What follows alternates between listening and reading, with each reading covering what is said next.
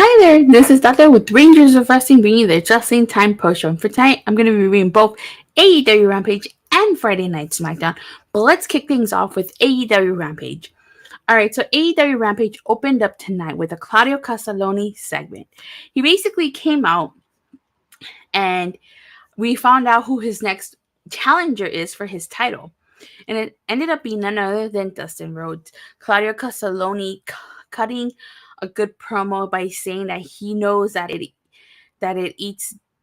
nags at Dustin Rhodes that whenever somebody comes up to him and says you would have deserved that title, and it keeps him going. That's why he says that Dustin is in AEW, because he's had his best run there. And he says that just because he has a title doesn't mean that he lost his fire. And so next week, we're going to get Dustin versus Claudio Castagnoli. Should be a good match. I don't think Dustin Rhodes is going to win this match, but I do think regardless, he's going to give it his all. It's going to be a really good match. And I actually cannot wait to see that. I think that's the first time ever match. I don't think they faced each other. Then we get a quick backstage segment with Ruby Soho, and Ortiz. Claudio versus Dustin is going to be a great match. It definitely is. And the gist of this segment is that they basically say that they have unfinished business with the Guevaras, Sami and Ty Conti, or Ty Mello, I should say. And they've wanted to get their hands on them. So it's going to be Soho and Ortiz versus Sami Guevara and Ty Mello next week. And I cannot believe that feud is still going on. I thought it was over. I don't know when that feud is going to end, but I really did thought we would move past it, but I guess not. Then we have the AEW World Tag Team Championship match. It's Private Party versus Swerve and Our Glory. I have to say, this was a good match. Obvious, I didn't think Private Party would win. Swerve and Our Glory successfully retained their titles. I feel like, I don't want to say it was a squash match, because, Private Party did get some punches in there. That match would be sponsored by Mellow Yellow. But I just felt like it was still kind of a relatively short match, to say the least. I don't know. I feel like Private Party, like, now that there's a lot of tag teams in AEW, Private Party's just gone down. At first they were one of the first tag teams in AEW, but now it's just kind of like, what have they done, really? So I'm not surprised Swerve and Our Glory won this match. I really am not. But I did like the fact that at the end of the match, Keith Lee shook their hand, so that was good. Quick backstage segment with Powerhouse Hobbs confronting QT Marshall, who didn't get the job done. And QT says his word is his bond. So it seemed right there was like a kind of a stare down between Powerhouse Hobbs and Nick Comoroto. I feel like that match is going to happen at some point because of that. But we'll have to wait and see. All right, so Private Parties, he just went down after Matt Hardy left them. Yeah, HFO, House of Hardy. So, yeah, I really do feel like Private Party hasn't done much since that. All right, so the FTW Championship Open Challenge, Hook versus Zachary Clayton. I still don't know who that guy is. I think he's Jay Rouse' husband. He comes out basically saying he's going to be he's the biggest entertainment superstar tonight. And he says he will win and bring the title to New Jersey. Or back to the Jersey Shore, I should say. This was a quick squash match. I really don't understand what was the point of this. Hook hitting the Red Rum to Zachary, and he won. So this was kind of pointless, and I felt like it was a waste of time. It literally, like, the whole promo and entrances lasted longer than the match itself. And I really was not a fan of this. I don't know who Zachary Clayton is. Like, are we just supposed to automatically know who he is? Like, I really just was not a fan of this. I disliked this segment. I don't know. I just felt, I'll give my overall thoughts on Rampage at the end, but I was not a huge fan of this segment. Zach Clayton needs to get off TV and go back to Jersey Shore. Just what we need, an MTV guy on an AEW and Jay Wow's husband. Yeah, I don't know what the whole point of him coming on was. I don't know if it was supposed to garner more more eyes. There wasn't, as far as I know, there wasn't any cross promotion here between AEW and MTV. So I don't know. He was completely pointless to bring in. He really was. So first, we get 2 backstage segments. First is with Angelo Parker and Matt Menard. And they're basically, it seems like they're going to go after the FTW title because they bring up the point of the FTW title being rich in pro wrestling history, but then they beg the question as to what if a sports entertainer holds it. So, probably did it for the money. Probably. 15 minutes of fame. More like 15 seconds. 0.15 seconds of fame. And then we get a backstage segment with Billy Gunn. He says that the ass boys finally put on their big boy pants, but they put them on at the wrong time with the wrong people. And then that next week, he's going to open the door to spank their asses, and we'll bring some friends next week on Dynamite. And it turns out his friends are the Acclaimed. So apparently, because Hook versus Zachary Clayton was so short, we got an impromptu match between Buddy Matthews and Serpentico. This was also kind of a short match. I'm not surprised Buddy Matthews won.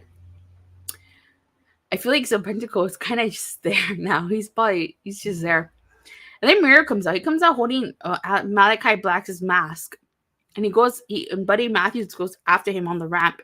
And Julia gets in Miro's face. So this is the second time she kind of like gets in his face. Last week, she touched his beard. And he says that there's only one woman allowed to touch his beard. So I wonder if this is another like hint at Lana coming, or Catherine Joy Perry, or CJ Perry coming to AEW. Says that A Hot Potato made an appearance known as Billy Gunn. Serpentico more like Serpentico. That's funny. So Miro is just beating the tar out of Buddy Matthews here. He's just stomping on him, and he asks for the pagans. So I wonder if this is going to play into effect with Dark Order, the House of Black's match against the Dark Order next week. And maybe the House of Black will lose because Buddy Matthews isn't at 100% because of this. So we'll have to wait and see how that plays out. We get a Dr. Britt Baker DMD segment. And she says that they basically leave because they aren't needed for the pay-per-view and would rather sit back and watch the shitstorm that is Thunderstorm, or Thunderstorm Ranger form, or the Power Rangers Dino Thunder Ninja Storm episode Thunderstorm. That's what I think of whenever I think of Thunderstorm. I apologize to Tony Storm and to Thunder Rosa, but I don't think of them when I hear Thunderstorm. And she said they'll be watching and waiting. So I don't know. It kind of leads me to think that Britt and Thunder Rosa are going to feud again, which I don't think they need to feud again so soon. Let somebody else have a chance after Tony Storm is done with Thunder Rosa, or after Thunder Rosa is done with Tony Storm. We don't need to see Britt and Thunder feud again so quickly. So I really hope that's not what it's leading to. I really hope so. We get Penelope Ford versus Athena. And this, like, they make a point that Athena comes out with like wings that she made herself. Thunderstorm for the next Power Ranger series. Actually, the next Power Ranger series is rumored to be called Power Rangers Cosmic Fury, the 30th season. And Thunderstorm, like I said, is an episode of Power Rangers Dino Thunder where they team up with Power Rangers Ninja Storm. For you Power Ranger fans, if there's any Power Rangers fans watching this, the Megazord's right here too. So yeah, so they make it a point to say that she made those like little wings that she came out in. And I feel bad for Penelope Ford. I mean, she's been out for 8 months and she loses this match. I mean, it's not a surprise to it. You can't have Athena lose to Penelope Ford right now that she's in the middle of a feud with Jade. So after the match is over, like the baddies attack her, Layla Gray and Kira Hogan. And Jade Cargill comes out with this sledgehammer. Of all things, she comes out with the sledgehammer. And she smashes those swings, and Layla Gray and Kira Hogan are holding Athena down, and she's being forced to watch this. Then, like, she enters the ring and hits poor Athena in the midsection with the sledgehammer. So I feel like that's gonna be their all-out match: Jade Cargill versus Athena. I think Athena's gonna be the one to take that title off of Jade Cargill. If it's not Athena, I can't think of anybody else. Maybe Chris Statlander, but she got injured again, so Jade Cargill taking the shot at Triple H there. Probably, yeah, because we all know Triple H likes to use the sledgehammer. So, but I honestly do think Athena would be the one to take the title off Jade Cargill. I feel like there's nobody else that could that's believable enough to take the title off. So, all right. So the main event was the AEW Trios Tag Team Tournament quarterfinals match. It was Trustbusters versus Best Friends and Orange Cassidy. Now, as customary, before the main event, there's always a promo between the two people or the teams involved in the main event. Athena would be the one to take the title. Yeah, that's what I'm thinking too. So the whole point of the promo is that Best Friends argue that Trustbusters aren't even a team and that they've been a team since like 2019 and have been waiting for this moment. The one thing I like about this was when Orange Cassidy says that Mark Henry stole his line, but then Mark Henry says that was his line. That was hilarious. Orange Cassidy, I've talked about this a lot. If you guys watch my reviews, you know that I always talk about how Orange Cassidy, R-Truth, and the Swingman Johnny Swinger are the kings of comedy and wrestling from their respective promotions. Orange Cassidy from AEW, R-Truth being from WWE, and Johnny Swinger obviously from being from Impact Wrestling.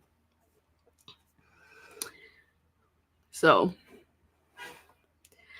this is my first time seeing Slim J wrestle, and I have to say he's actually pretty good. Slim J, is that supposed to be a play on Slim Shady? Because he had the whole rapper gimmick going on. I don't want to say he was inspired by John Cena, but he could have been.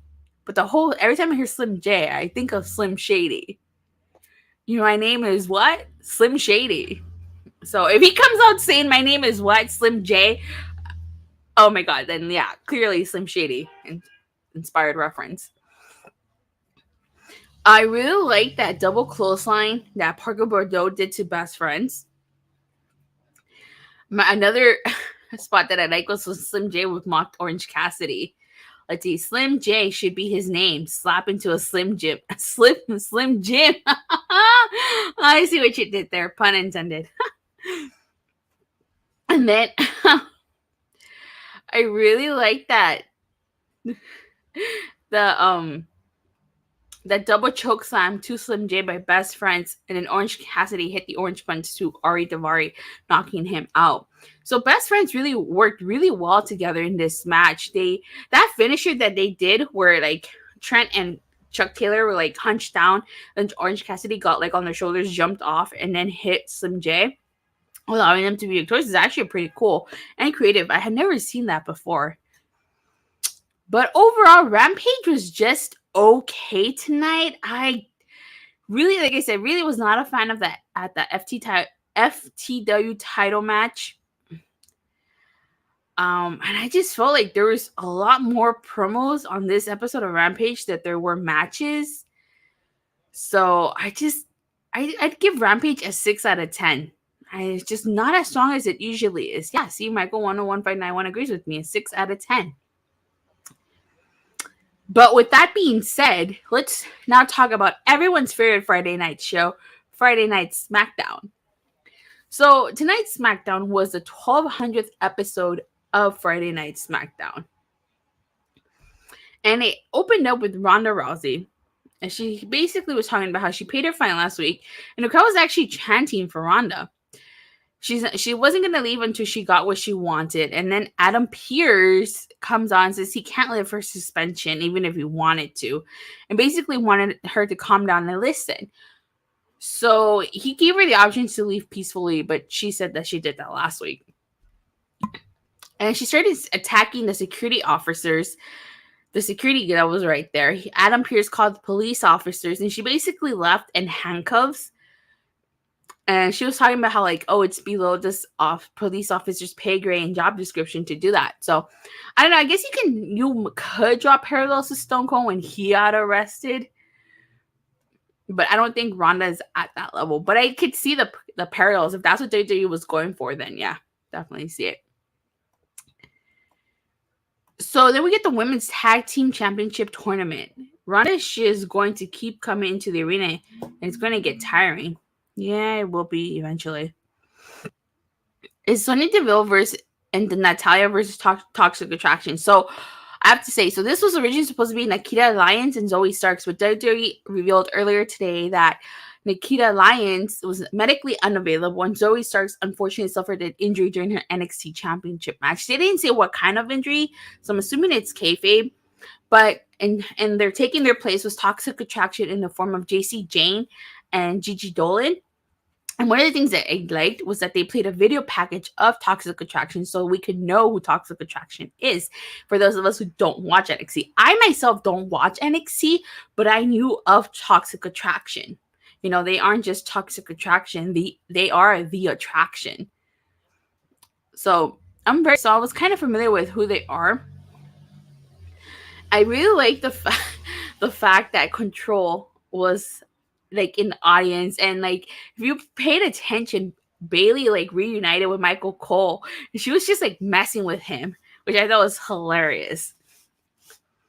The Nikita Lyons thing is the cover. She couldn't be there because I heard, cross up. I figured that's why they said medically unavailable and not, you know. So I don't know if the move to the main roster is permanent. I'm assuming it is. I do apologize for the ambulance playing in the background. Not sure if you guys are able to hear it. But this was an okay match. Natalya attempting to put JC Jane into the sharpshooter. And then, Natty, she ended up putting Gigi in the sharpshooter, but failed to realize that she was not the legal competitor. JC Jane was, and this allowed Toxic Attraction to be victorious. Ouch. Natty losing in her home country of Canada. Seems like even though Vince McMahon is gone, wrestlers are still losing in their hometown. I don't think Edge is going to lose next week, though. We'll see. Poor Natty. But now, Toxic Attraction moved on, and I know that they are former NXT Women's Tag Team Champions. So, let me see. I'm a fan of NXT, of Toxic Attraction. They are good at NXT. Okay. Thanks for letting me know. So then we get a Sami Zayn segment. Oh my god, this segment was so hilarious. I actually really love this. Like, Sami Zayn made this work. He, Roman asked him how everything is going, and he begins to snitch on Jay. You know, where I come from, there's a saying that goes, snitches get stitches. Sami Zayn's going to get stitches because of this. I don't know if you guys ever seen the cartoon Reese's, but Sami Zayn reminded me of Randall, always snitching on people with his little notepad and pen, writing things down. That's all Sami Zayn is missing, a little notepad and pen. I hope be Randall from Recess. And the funniest thing is that Roman agrees with Sami Zayn about Jey Uso, which is kind of like a little throwback to when Roman had main event Jey Uso storyline going on. Reese's was an awesome show, right? And then Jey Uso calls Roman, and Roman tells Sami to basically answer it. So he answers it. He yells. We don't hear what Jay is saying, but he gets yelled at. And it's just such a hilarious segment. Like, Sami Zayn, it just is comedy gold too. Like, seriously, anything he does is hilarious. But so Zayn tells Reigns that he's in the Fatal 5-Way to determine the number one contender for the IC title, and Reigns tells Zayn that the IC title will look good in the Bloodline. And he also asks him if he's still good with KO. And he tells him to tell KO he doesn't owe anyone anything. But overall, good segment. I really, really enjoyed that segment. Probably my favorite segment on the entire SmackDown. Then we're supposed to get a Maximum Male Model segment. But before anything can happen, they're interrupted by Hit Row. And it basically turns into a Hit Row performance. Max Dupree does tell Top Dollar he isn't male model material. And so Hit Row basically gives a performance. And you see Maxine Dupree come out and enjoy, and then Max Dupree takes it back to the back. I don't know about you guys, but I honestly feel like Hit Row is missing someone. They obviously need a mentor. You could tell, you could feel the absence of Swerve Strickland in the group. You really can. They're not the same without Swerve Strickland. And I know he's in AEW right now, but if he wasn't, I honestly think that he would have rejoined them. I just feel like they need like a mentor for them. And since unfortunately Swerve Strickland is unavailable, I don't know who would make a good mentor for them. Maybe MVP if you separate him from Almost. But yeah, they definitely, you could feel the absence. God, this segment was awful. Still with these Zoolander guys on TV. Haven't seen the film yet. You still haven't seen Zoolander? Then we get Karrion Kross video package, which I actually really dug. He basically is talking about how, like, McIntyre failed, there's somebody else was chosen to set the table that McIntyre failed to set, which is true because he's making reference to the fact that back in the day, Drew McIntyre was the chosen one, and then he got fired. Let me see. Carmelo Hayes, I feel, will be in Hit Row. Okay, I can see Carmelo Hayes being that guy to take the place of Swerve Strickland. So awesome video package by Karrion Kross. I feel like that's the next feud, Kross and McIntyre, before Kross gets his hands on Roman. We had a fatal 5-way match. It's Sami Zayn versus Sheamus versus Madcap Moss versus Ricochet versus Happy Corbin. Oh my God. Like, one of the things that I noticed right off the back about this match, the crowd was behind Sami Zayn from the beginning. They were in Montreal, which is Sami Zayn's hometown. And the crowd was chanting, "Ole, ole, ole, ole, ole, ole, ole, ole." So, like, they really got behind Sami Zayn in this match. And, like, I felt like this match was for Sami Zayn. This was the best match of the night. The crowd was electric for Sami. Yeah, if Sami Zayn got attacked, they booed. Like, this was for Sami Zayn. It really was. One of my favorite spots in this match was when Sheamus mocks Gunter. He's like doing the whole thing that Gunter does. So I thought that was pretty hilarious. And he hits Madcap Moss and Corbin, each with 10 chest chops. And then, I don't know why Ricochet gets 17. But apparently Ricochet gets 17. So, somewhere around the match, Sami Zayn looked like he got hurt. I don't know if it's a legit injury or if it was kayfabe. Probably seemed like it was kayfabe. So, he goes to the back. And, like, it turns into a fatal 4-way. And Michael Cole makes a comment saying that how Sami looks like Ed Generico. I just got to drop in and see how things... So if you caught that, he says that Ed Generico being Sami Zayn's indie name. And we get a shirtless Happy Corbin. That's a first. That really is a first. Vince McMahon's like watching being upset at a shirtless Baron Corbin. I really did think Sami Zayn was going to win this. Like, he comes back towards the end of the match, holding his shoulder. And, like, he almost had it, but Happy Corbin stole the match from him. Like, he yanked him off Ricochet. But this was honestly the best match of the night. Sheamus ends up being victorious. And so we're going to get Gunter versus Sheamus at Clash of the Castle for the Intercontinental title. That match is going to be a banger. No matter who wins, it's going to be a hard-hitting match. And I actually cannot wait to see it. I don't think I'm going to be able to see that match live, unfortunately. But I'm hoping I can. And by live, I mean live on pay-per-view, not like in person. But it's honestly, this was a really fantastic match. And when Sami Zayn eventually turns babyface, like, it's going to be amazing. The whole crowd was behind him. And I think he's long overdue for a babyface turn. So, Viking Raiders hold a funeral for the New Day. And I think Sarah Logan was like under one of the masks. And they make a reference to Valhalla, which... I know from Thor is where if like the gods go after they die, if they die in battle. But let's see, Sheamus and Gunter are both hard hitters, so it should be brutal. Yeah, definitely it's gonna be brutal.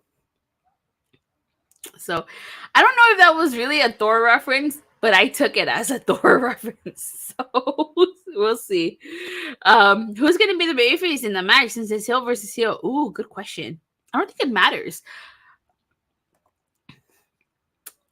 So, like, Liv Morgan is being interviewed backstage, and she says that if she played it safe, she wouldn't be champion. And she has a target on her arm, just like she does on her back, and will do anything to keep her title. The fact that she says she will do anything to keep her title kind of makes me think that maybe they're going to turn her heel at some point, because you don't say you're going to do anything to keep the title if you're a babyface. That sounds something like more like a heel would say. You know, I don't think I've heard a babyface say they're going to do anything to like keep the title. So we'll see. I mean, she did get booed. Not tonight, but she did get booed previously, so we'll see. Then we get Liv Morgan versus Shotzi, which isn't like the best match, but it's still a decent match. Liv Morgan is victorious. And at the end, she gets attacked by Shayna Baszler, who I think we're seeing the old badass Shayna Baszler from NXT, from when she was NXT Women's Champion. And she basically yells at Liv, saying that she's going to break her arm in Cardiff and she's going to take the title. And she, like, kicked her in the face as she walked away. Another L for Shotzi. Yeah, poor Shotzi. She's, like, on a losing streak. So that was I guess you can see the main event, because what closed SmackDown was the Roman Reigns and Drew McIntyre face-to-face. So, of course, the shame shtick every time Roman Reigns asking Montreal to acknowledge him. And he basically accuses Drew McIntyre of lying about carrying the company on his back. I mean, I don't think he's lying about that. I mean, apparently Drew McIntyre has a back injury, and that's because he carried WWE on his back. That's why he probably has that back injury. And, like, Drew McIntyre comes out and basically tells Roman to his face that Roman doesn't deserve to be champion. He doesn't represent the titles the way they should be. And Drew McIntyre kind of has a point, because now Roman Reigns is a part-timer. You know, people hated when Brock Lesnar was champion because he was a part-timer and he was never there. Now Roman, like, barely shows up. Well, he doesn't show. He is not on Raw. He barely defends the title on SmackDown. And he defended his title last at SummerSlam, and now he's not going to defend until Clash at Castle. So what's going to happen after Clash at Castle? When is his next title defense? At the next pay-per-view? Drew McIntyre has a point there. And he says that he sees that Roman has a fear and concern in Roman's eye, and there's not a man alive who McIntyre can tear apart with his bare hands. And then a brawl breaks out between Roman Reigns and Drew McIntyre. Now, I don't know where the hell Sami Zayn came from, but Sami Zayn pushed Roman out of the way and took the Claymore from him. But it was in vain, because Roman still got hit with the Claymore. And that's pretty much how SmackDown ended, with Drew McIntyre holding up the title. I don't think Drew McIntyre is going to take a title off of Roman. Roman's the new Brock when it comes to title defenses. Yeah, that's true. But I think Drew McIntyre versus Roman is going to be a one hell of a match, but I don't think Drew McIntyre is going to win. This is just setting up for Sami to turn babyface. Yeah, definitely. I think the bloodline is going to turn on Sami Zayn. I guess a way you can do that would be if Roman were to lose to Drew McIntyre because of Sami Zayn, even though, like, if let's say he inadvertently costs him the title, I could see that happening. But I don't know. This is definitely going to be interesting, because I don't know how they would do the finish. But overall, that concludes the review. I actually really enjoyed SmackDown tonight. I liked SmackDown a lot better than I did Rampage. And just like Michael 101591, I'd give SmackDown a 7 out of 10. I'm picking SmackDown to be the better show this week over Rampage. Now, again, I'm not trying to be biased here. I just, for weeks I always chose Rampage, but this week I'm choosing SmackDown. Okay, it's just because I really did enjoy SmackDown better than I did Rampage. I don't know what happened on Rampage, but it just wasn't as strong as it usually is. But with that being said, you guys, thank you guys all so much for watching and for the continuous support. It means a lot to me that you guys still continue to support me. Rampage is just getting lazy. Yeah, probably. And please don't forget to like and subscribe. Make sure you hit that bell so you get notified whenever I go live or release a new video. And I'll see you guys on Monday after Monday Night Raw. Bye.